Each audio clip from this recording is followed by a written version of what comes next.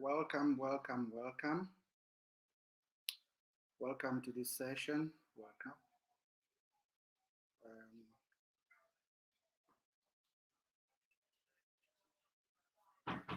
Just waiting for a few people to join. Okay.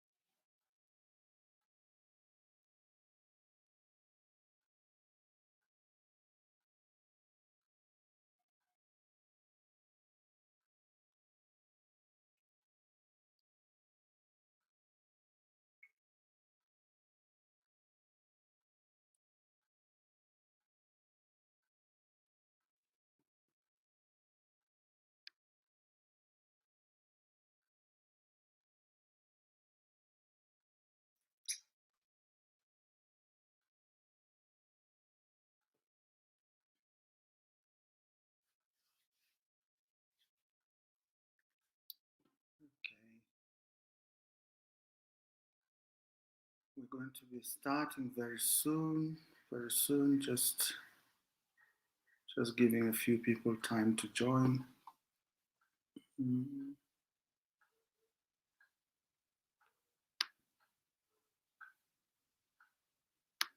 Some people who wanted to join the studio, I'm sending them the link right now. Wanted to participate in the studio.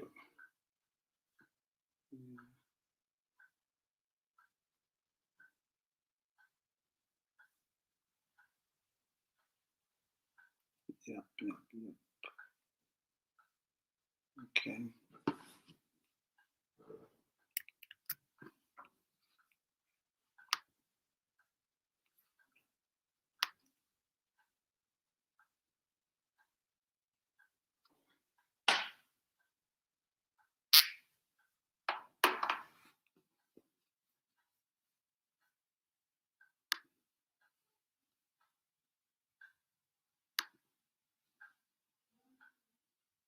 Okay.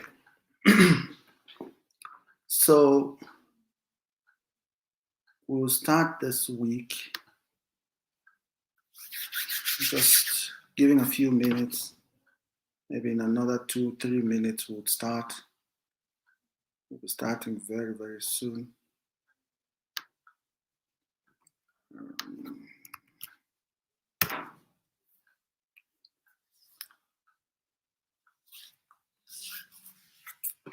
Starting very, very soon. So I'm just checking my time. We are 4 minutes in. I'm just waiting for a few people to join again.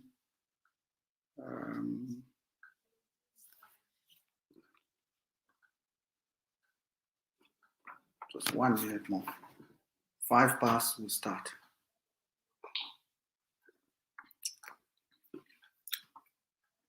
Today I'm checking. My mute is, my computer is not on mute today, so it's fine. Okay. Great. I think we are 5 minutes in, and to start off this session, I would like just to quickly go into what we looked at last week. Last week we were talking about the difference between the state of being poor, being rich, and being wealthy. And in that conversation, we basically just gave a simple definition for what it means to be poor, what it means to be rich, and what it means to be wealthy. What does it mean to be poor? for people who are in a state of poverty, they are after money. They chase money. People who are rich chase things. But people who are wealthy are after ideas. Our session today would be slightly uh, uh, uh, um, a starting block for where we are going with this conversation and this series. It's related to the aspect of inheritance in the broader wealth creation and wealth transfer scheme. So when you create wealth, there's also the aspect of transferring, enhancing, and maintaining or protecting that wealth. So today we would be talking about inheritance. How you prepare heirs for assets or inheritance, and how you prepare the inheritance that you would like to transfer over to your heirs.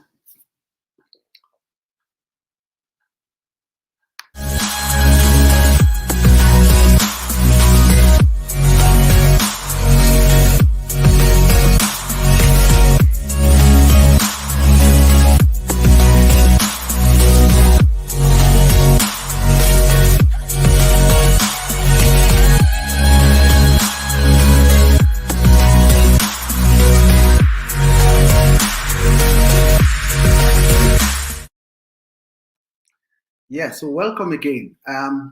So right now we are getting into the topic of the week. As I said last week, we were looking at being rich or being poor, being rich or being wealthy. But this week we are moving slightly into a very interesting direction, which is about inheritance. I grew up in a city where, or in a country, or in a community where we have certain types of people because they present themselves as people who have a certain amount of money, a certain amount of assets. Everybody looks at them and we call them rich. We said these people are rich. We looked at them and we said they are rich. But as time went on, I'll share with you a story of, a number of stories related to this aspect of inheritance and preparing your heirs for inheritance, and preparing the inheritance you have for your heirs uh, uh, as you go through your life. There was a very, very smart man who lived in our neighborhood, in my city where I grew up. And he spent his time building a massive, massive business. This business was known everywhere around the country. It was, they were doing all kinds of things. He was in logistics, he was in transportation, he was in manufacturing, he was in food production. And the companies that he had, he was in hotel, in the hotel business. And the companies that he had were extremely big because those companies became household names. Everybody knew those companies. Everybody knew those companies in the country. But as time went on, this man aged and he had quite a lot of children. He had a good number of children, some of whom, would come into the business. Sometimes they would not be there, but he literally ran this business himself. The entire structure was, he ran it himself. And some years ago, he passed away. When he passed away, it was a massive, massive uh, uh, uh, blow to that business, because as the years went by, his children took over the business, and the cracks started showing. As soon as his children moved into the business fully, one of them went into the hotel business, another one into the logistics, another one in transport, another one in the manufacturing business, and the cracks started showing. First of all, some of the manufacturing companies shut down. Then the hotel business shut down. I think the only business 10 years after, or just what, probably less than 10 years, or let's say 10 years after, the only business that has stood a little bit over time has been the transportation business. But I was really, really shocked the last time I saw his transport fleet. I saw the quality of the fleet. Not only that, there was news of huge amounts of infighting by the children. He was married to 3 wives. One of them died earlier. 2 of them were still alive, and there were huge fights between the children of the different wives and all of that. Why am I sharing this story? I'm sharing this story just to say that the only sure thing that can happen to any individual who is considering this aspect of generational wealth and inheritance is that the people who are meant to inherit whatever you prepare need to be, whatever you create as wealth, rather, need to be prepared. And whatever you have as an inheritance also need to be ready to receive the heir that you would put in place to handle the business. I'm going to elaborate on this by going into a few points. The first thing I want to say is that you really can do nothing about what your ancestors did or what your ancestors had put in place before now, but you can do something right now about what you put in place for your descendants. So for the next generation, the people who would come after you. We focus, this conversation as well around wealth and what actually motivates wealthy people. Last week we were talking about the fact that the first aspect or the first thing that motivates wealthy people is ideas. Today we'll be talking about the second aspect of it, which is knowledge. And that knowledge is driven and motivated by the fact that wealthy people are driven by their dreams of things that they would like to achieve for themselves, dreams of things that they would like to achieve and for their children and for their children's children.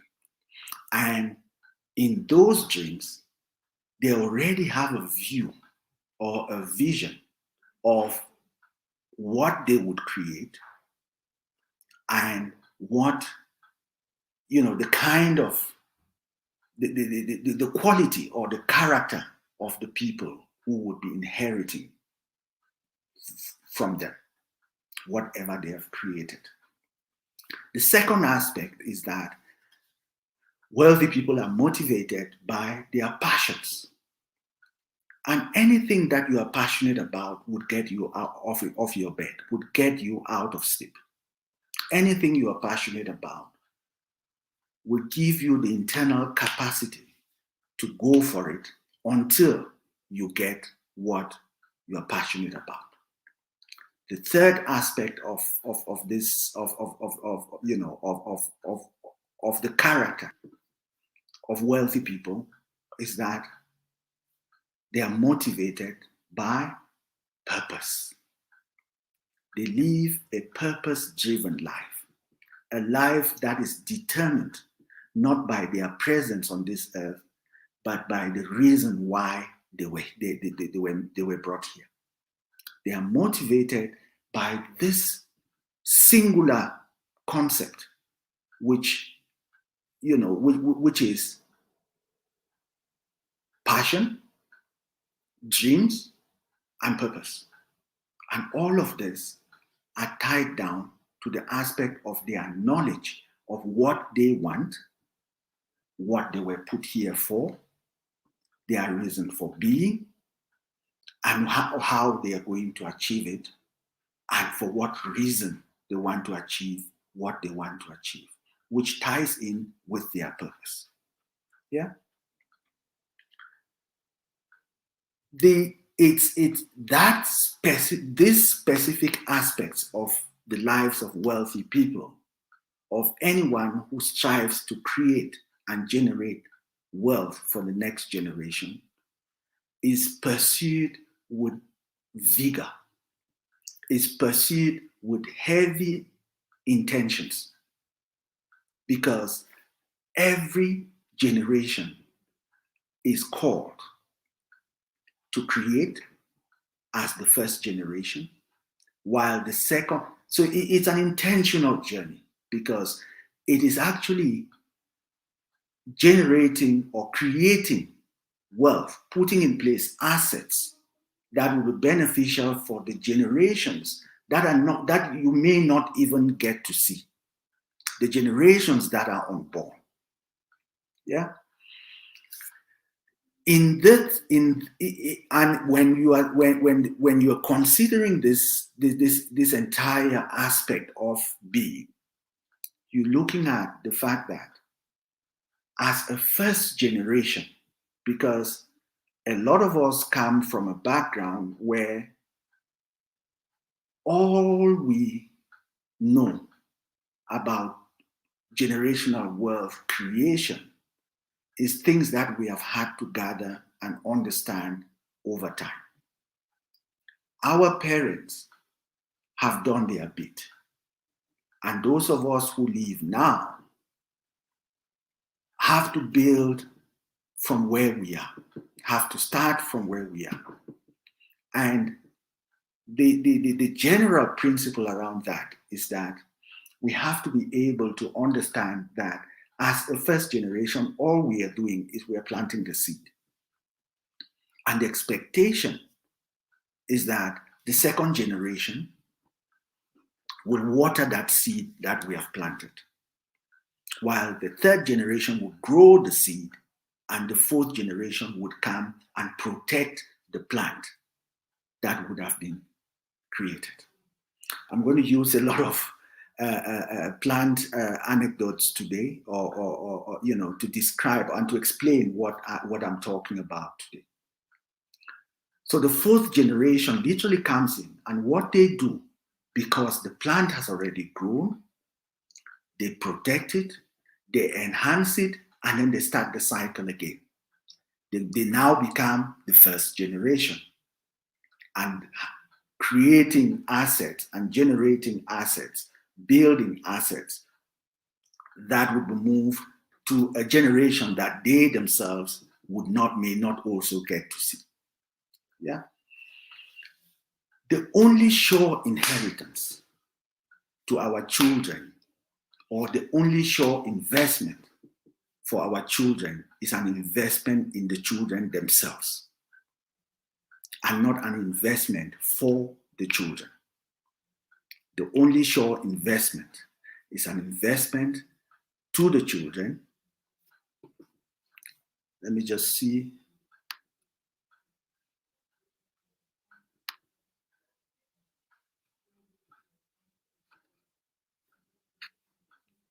Okay, I got cut off here.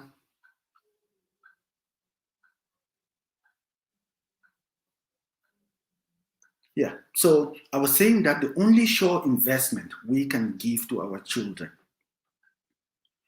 is an investment in themselves. And that becomes the main inheritance that we hand over to our children. Yeah? And not an investment for them.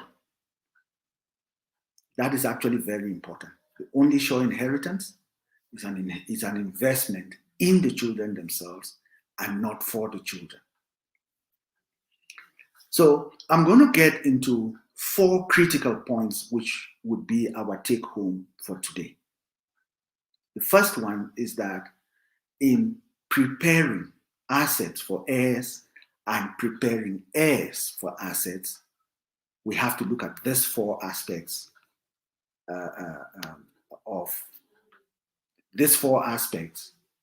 of creating an environment for an inheritance to be effectively executed.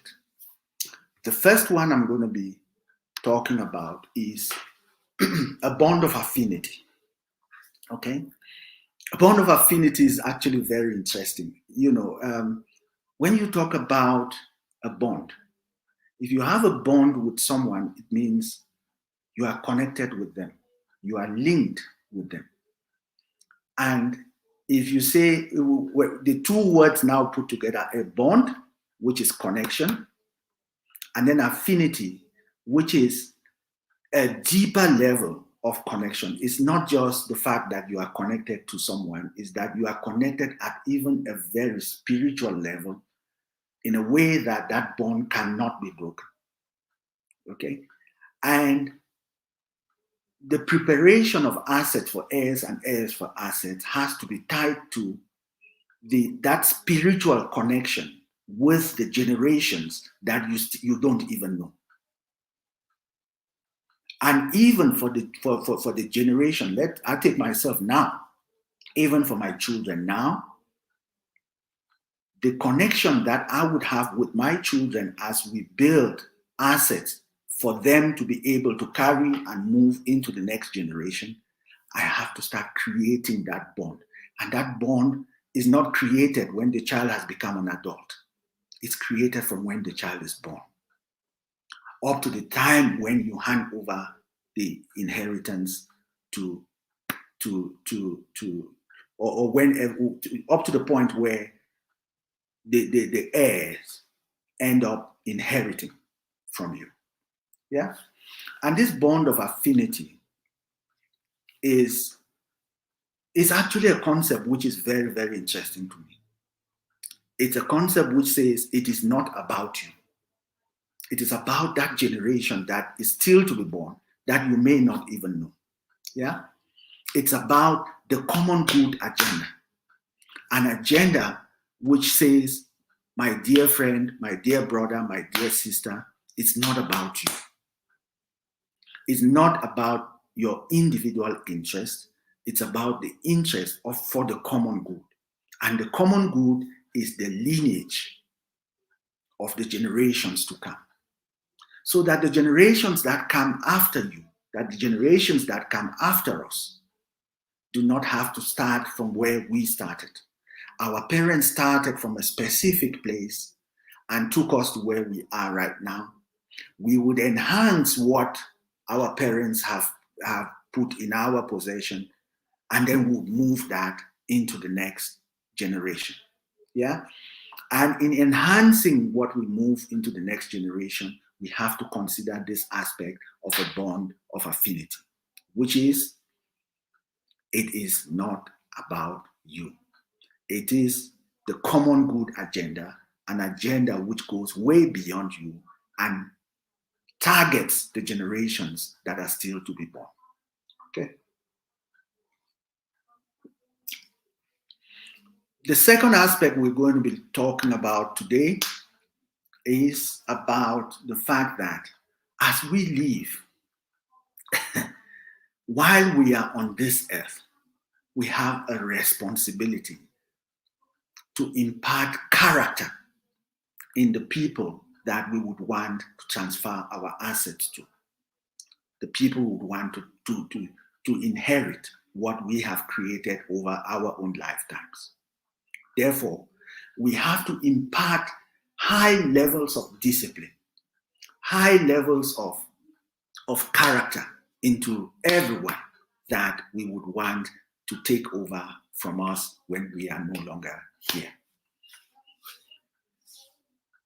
It's about the fact that for us to be able to do this, for us to be able to impart, you cannot impart to a generation or to your children if you are absent. We have to be present in the lives of our children. We have to be concerned about the lives of our children. We have to participate in their growth. It's not about presence, it's about presence. So not presents as gifts, holidays, and all of that. It's about your physical presence and attention to their detail, attention to be present in everything they do. We cannot trade our presence in the lives of our children for cars. We cannot trade the presence of our lives, of ourselves in the lives of our children for houses. We cannot trade that. Every minute that you spend with your children, with the generation that is coming after you, it's an important aspect of imparting in that generation's life. You're imparting character, you are imparting wisdom, you are imparting knowledge, you are imparting all sorts of, even the people you know, the connections, the people who know you, and all of that. We'll get to that in another section of this conversation. Yeah.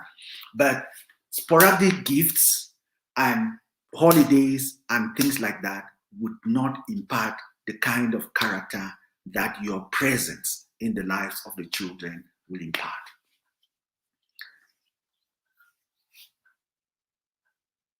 The third thing that we will be looking at today is relegated parenthood. Yeah. So your presence, if you are present in the lives of the generation to come,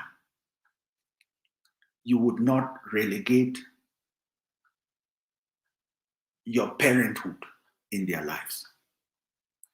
Children who have grown in the presence of their parents, it could be a child who was raised just by a single mother, a single father, or it could be a child who was raised by a mother and a father.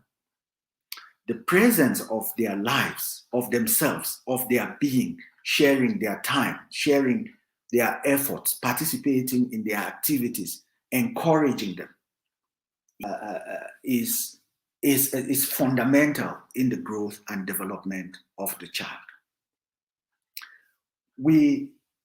I'll use an example. For those who know about planting trees, I'm using another tree imagery right now. For those who know about planting trees, when you nurse a plant, you put it in a small bag, it grows a little bit, you take it out of that, you put it in you take it to the garden and you plant it. Yeah. For the person who is planting that, who is looking after that plant, the person tending the plant, can literally decide that they want the plant to grow to the left, and they tilt the plant, put a wedge, and direct the plant in the way in which it should grow. Once that plant has grown to that specific direction as required by the person who is planting it, and the plant has become a matured plant, it becomes completely impossible for that same person who planted the plant to come and decide and say, you know what, no, I made the plant to grow to the left or to the right. Oh, now I want you to grow, to change direction and start growing in another direction. I'm saying that to say that when you are preparing your children, You cannot prepare them when they are already adults. The only way you mold the character of your children so they know what is right and know what is wrong. They know what they carry, what their purpose is. To become passionate about the things and the gifts that that they are endowed with, the dreams that they have, to become passionate about the dreams that they have, that have been placed in their hearts. The only time you can start molding that is when the children are small, which takes us back to the point we looked at earlier, which is presence and not presence.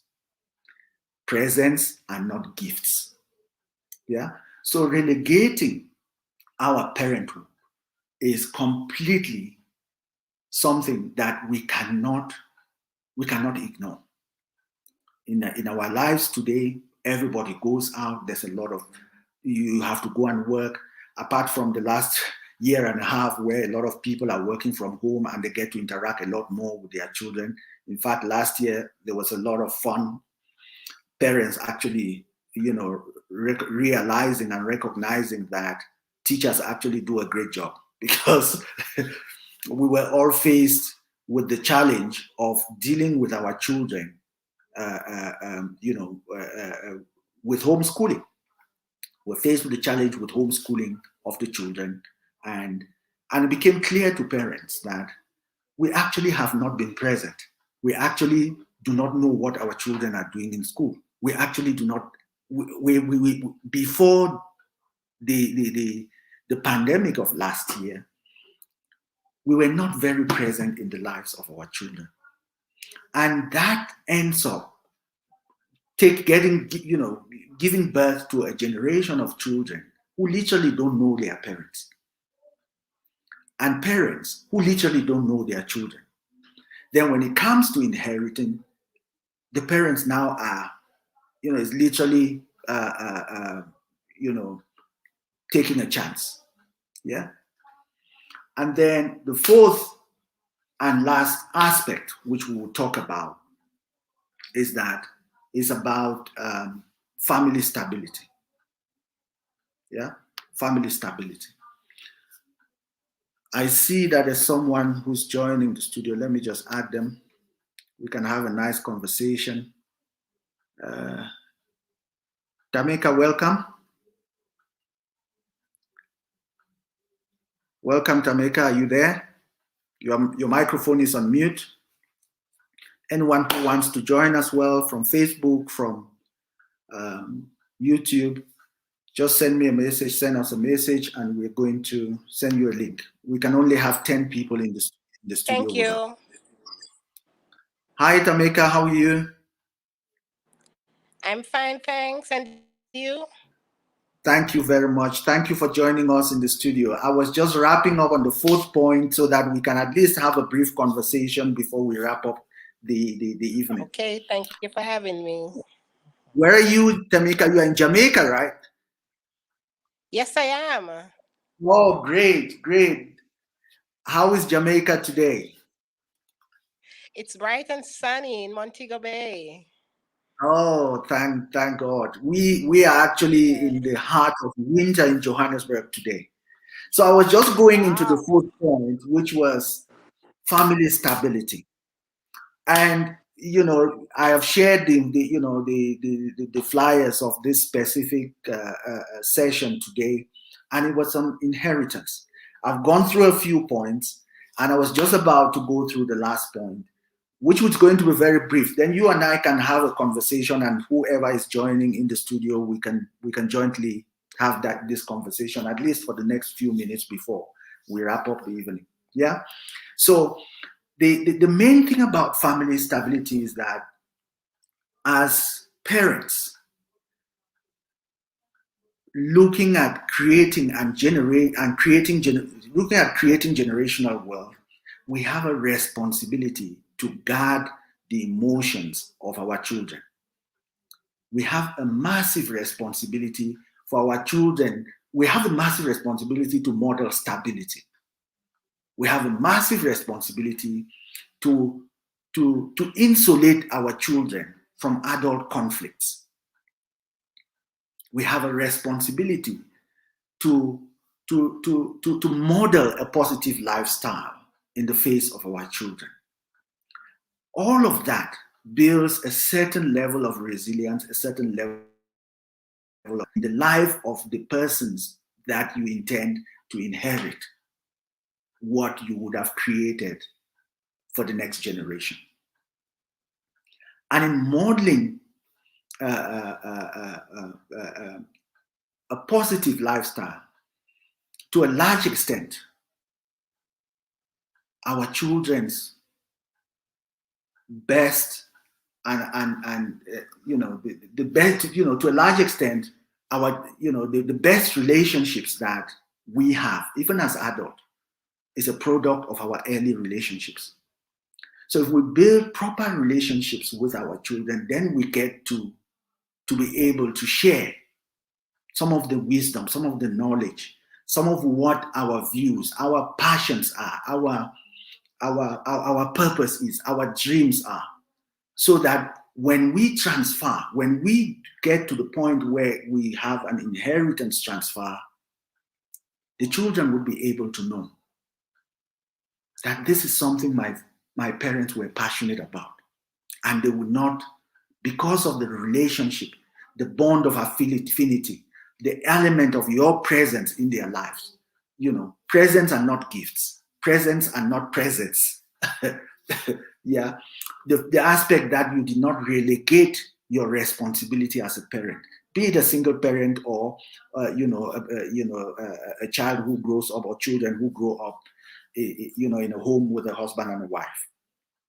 So I tie all of this down, the aspect of family stability, to three words, which I call the triple A's. The first one is affection. Yeah, we have to show our children affection. We have to show them that we love them.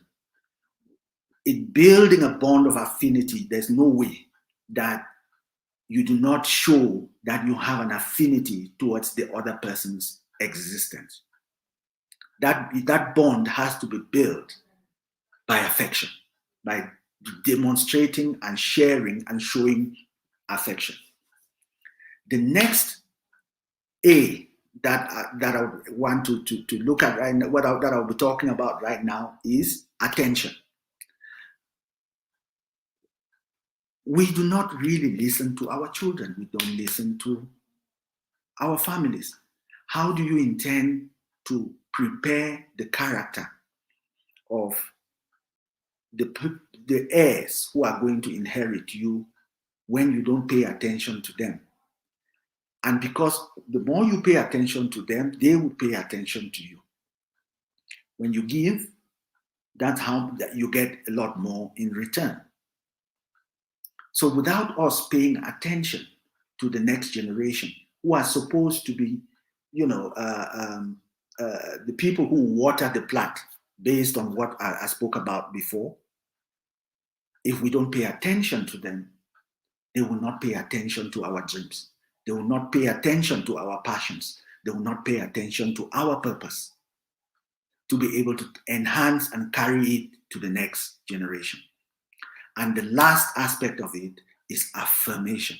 We need to keep on positively, every time, affirming their existence, the existence of the people who are meant to carry us into the next generation, the people who are the next generation beyond us, the people who would take our, carry the inheritance, carry the basket, so to speak, and hand it over to the next generation. Tamika, are you there?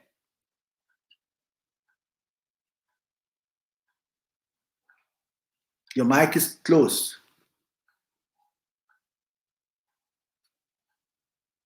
While Tamika gets her mic open, let's just take a bit of a break, and then in 1 minute. Yes, I am. Oh, you're here, Tamika. I'm here, but I'm having some internet issues. So Oh, I keep no breaking worries. up. No worries. Let's just have a 15, 20 second break.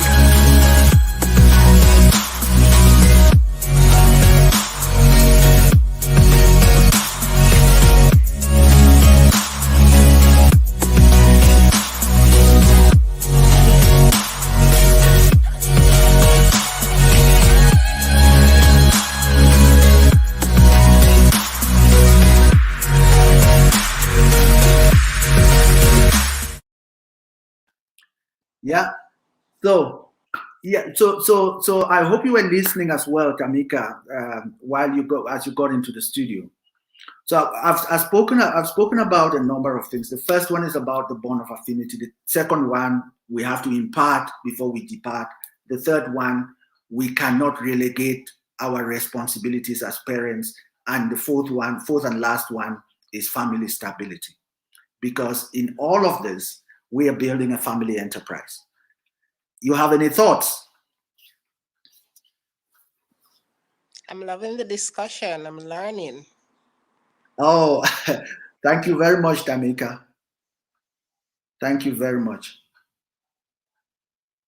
So how does it is it the same thing like we have here on the continent in Jamaica, where we have people, as soon as they during their lives, they create some level of riches, and as soon as they die, everything just suddenly starts getting depleted, or there's a big family fight on who should inherit what. In some cases, they stay in Yes, court it's the forever. same thing here. Okay.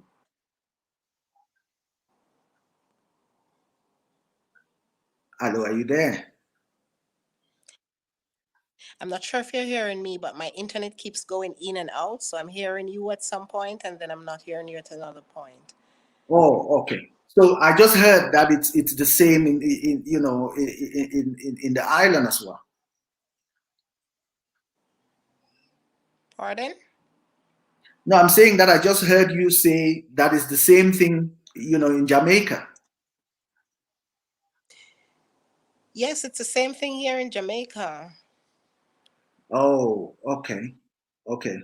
So we are faced with this, and it's part of the motivation of why we're having this series, to start crafting our minds and getting ourselves to actually understand that these things do not happen by chance, that there is a process, there are certain things that need to be put in place to avoid the uproar that we see at the end of of a life, and possibly a life that has been a life of battle, a life of struggle, a life that has been driven to build and create assets and bring in assets into the wealth basket that can be transferred into the next generation.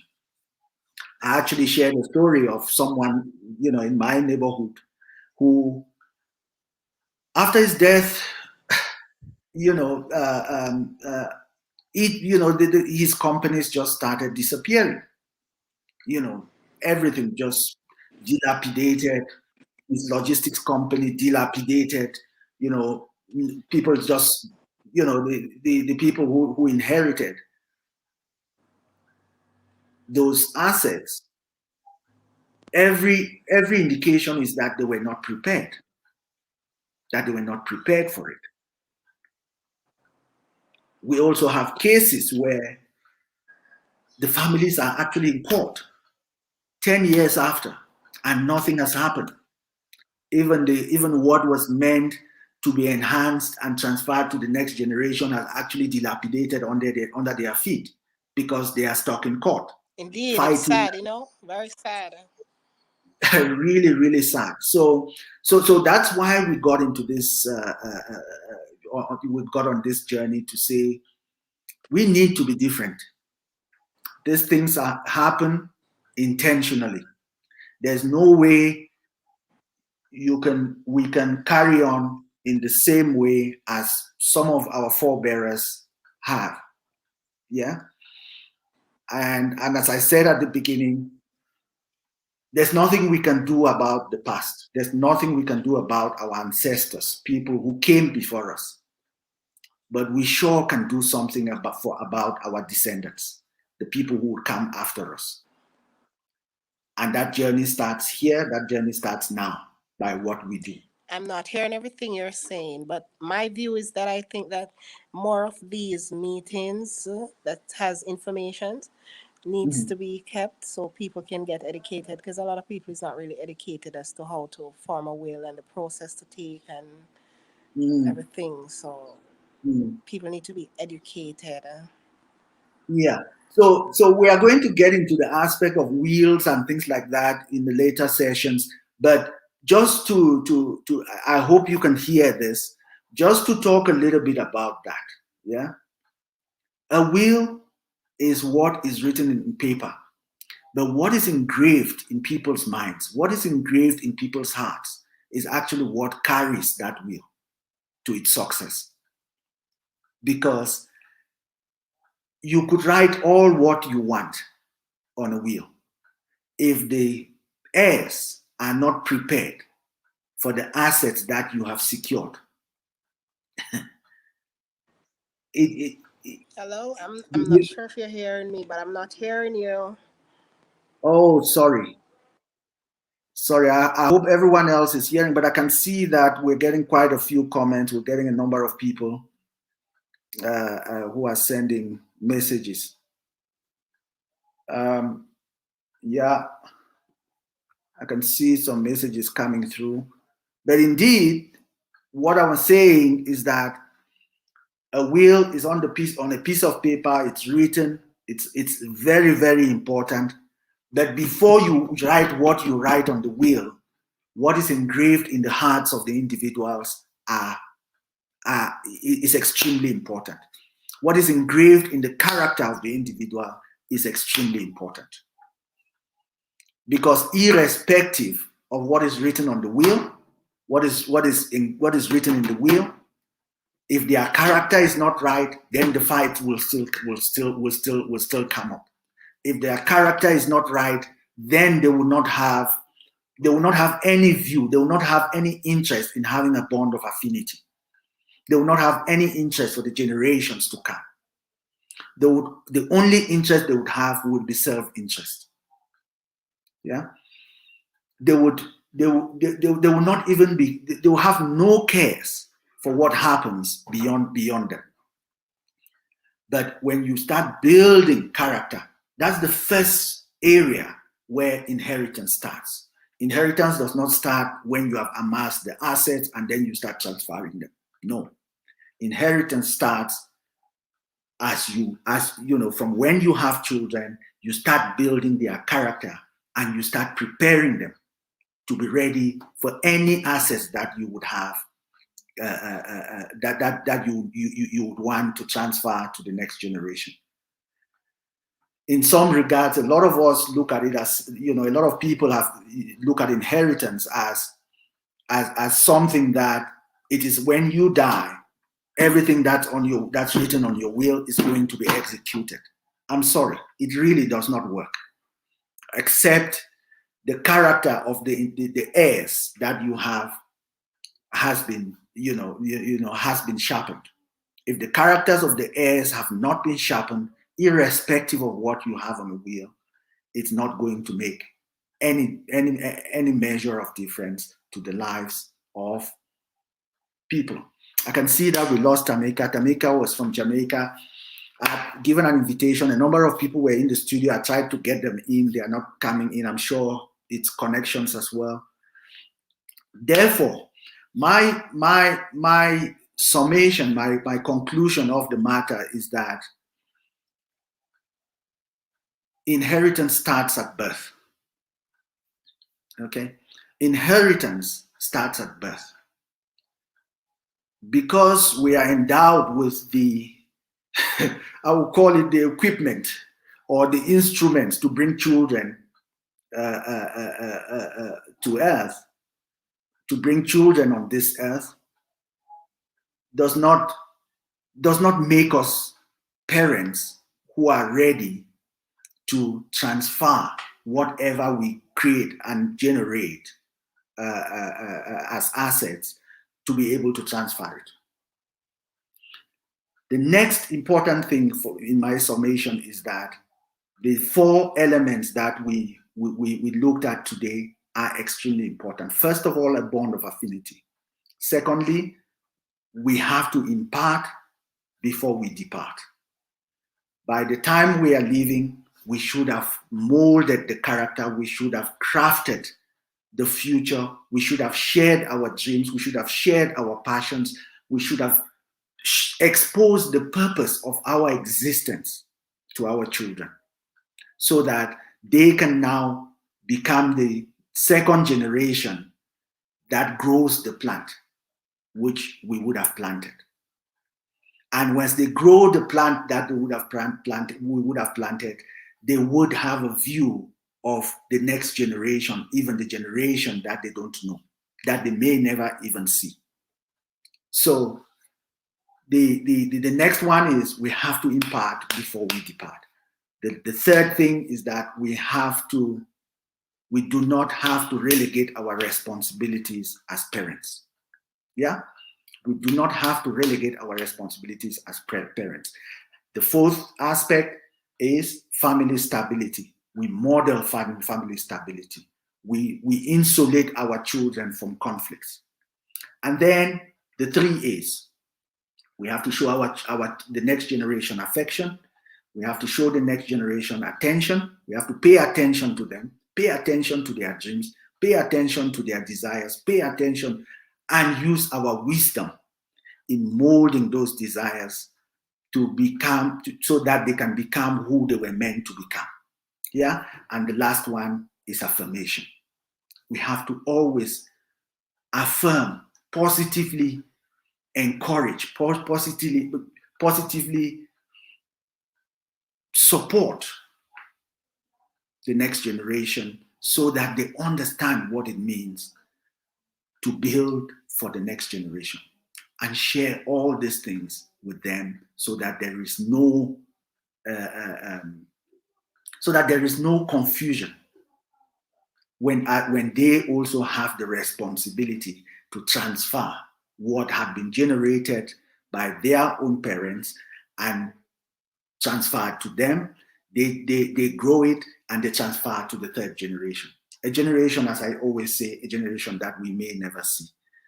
And in all of this, we have to stick to the common good agenda.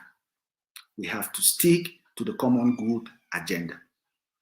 The common good agenda is the agenda which is not about you. I'm sorry to say it's not about us. It's not about you. It's not about me. It's actually about a generation that is still to come, a generation that we may not even see. So that's where we ended up today. Thank you so much. I can see my beloved sister-in-law is here. Imbi, I can see you. And my wife and my daughter. Who else is here?